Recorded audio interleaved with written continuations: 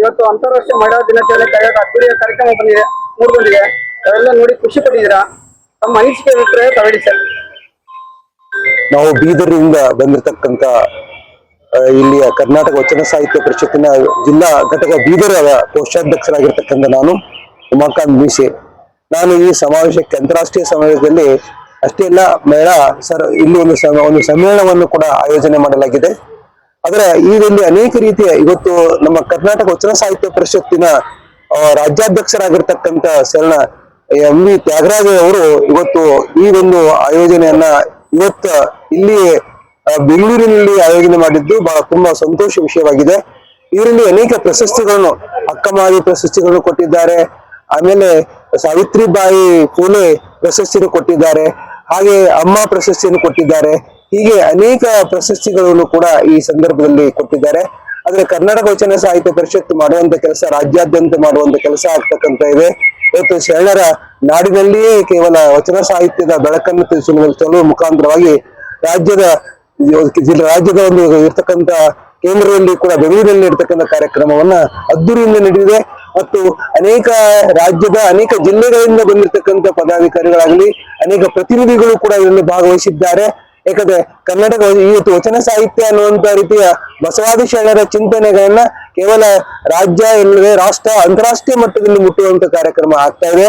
ಅದ್ರ ಜೊತೆ ಅಂತಾರಾಷ್ಟ್ರೀಯ ಮಹಿಳಾ ದಿನಾಚರಣೆಯಲ್ಲಿ ಮೂಲತವಾಗಿ ಹೇಳ್ಬೇಕಾದ್ರೆ 11ನೇ ಶತಮಾನದಲ್ಲಿ ಅಕ್ಕಮಹಾದೇವಿ ಮಹಿಳಾ ಸ್ವತಂತ್ರತೆಗಾಗಿರ್ತಕ್ಕಂಥ ಒಬ್ಬ ಸಮಾನತೆಗೆ ಮಾಡಿರ್ತಕ್ಕಂಥ ಒಂದು ದೊಡ್ಡ ಶ್ರೇಷ್ಠನ್ನ ಕೇವಲ ಒಬ್ಬ ವಚನ ಸಾಹಿತಿ, ವಚನ ಕವಿತ್ರಿ ಅಲ್ಲದೆ ಆಕೆ ಒಬ್ಬ ಆಧ್ಯಾತ್ಮಿಕವಾಗಿರ್ತಕ್ಕಂಥ ಶರಣರ ಒಂದು ನಿಜವಾದಂತಹ ಒಬ್ಬ ಆದರ್ಶ ಆಗಿರ್ತಕ್ಕಂಥ ಆಧ್ಯಾತ್ಮಿಕ ಶರಣೆ ಆಗಿರ್ತಕ್ಕಂಥ ಅಕ್ಕಮಹಾದೇವಿಯರು ಕೂಡ ಈ ಸಂದರ್ಭದಲ್ಲಿ ಈ ಕಾರ್ಯಕ್ರಮದಲ್ಲಿ ಕೂಡ ಚಿಂತನೆಗಳು ನಡೆದಿವೆ.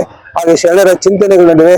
ಎಷ್ಟೇ ಆದರೂ ಕೂಡ ನಾವು ಹೇಳಬೇಕಾದ್ರೆ ಇವತ್ತು ಬೆಂಗಳೂರಿನಲ್ಲಿ ಆಗಿರ್ತಕ್ಕಂಥ ರಾಷ್ಟ್ರೀಯ ಮಟ್ಟದಲ್ಲಿರ್ತಕ್ಕಂಥ ಮಹಿಳಾ ದಿನಾಚರಣೆ ಏನಿದೆ, ಇದು ಮಹಿಳಾ ಸಮ್ಮೇಳನ ಕೂಡ ಆಗಿದೆ.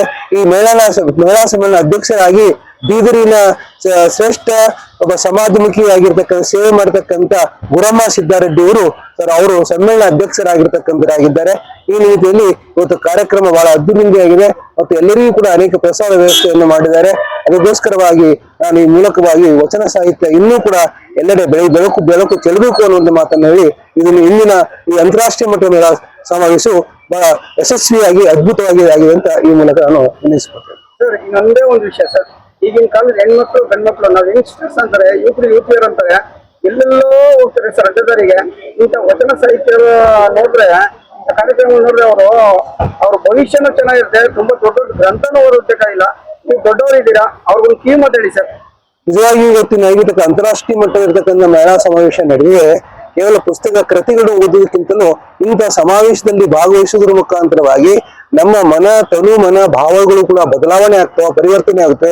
ಯಾಕಂದ್ರೆ ಇವತ್ತು ಮೊಬೈಲ್ ಸಂಸ್ಕೃತಿಯ ಸಮಾಜದಲ್ಲಿ ಇವತ್ತು ನಿಜವಾಗಿಯೂ ನಾವು ಮಹಿಳಾ ಇರ್ತಕ್ಕಂಥ ಶ್ರೇಷ್ಠವಾಗಿರ್ತಕ್ಕಂಥ ಸಮಾಜದಲ್ಲಿ ಪುರುಷ ಮತ್ತು ಮಹಿಳೆ ಸರಿಸಮಾನವಾಗಿರ್ತಕ್ಕಂಥ ರೀತಿಯಲ್ಲಿ, ಯಾಕಂದ್ರೆ ಸಮಾಜದಲ್ಲಿ ಅನೇಕ ರೀತಿಯ ದೌರ್ಜನ್ಯಗಳಾಗಲಕತ್ತವ, ಆಮೇಲೆ ಸ್ತ್ರೀಯರ ಮೇಲೆ ಅನ್ಯಾಯ ಆಗ್ತಾ ಇದೆ.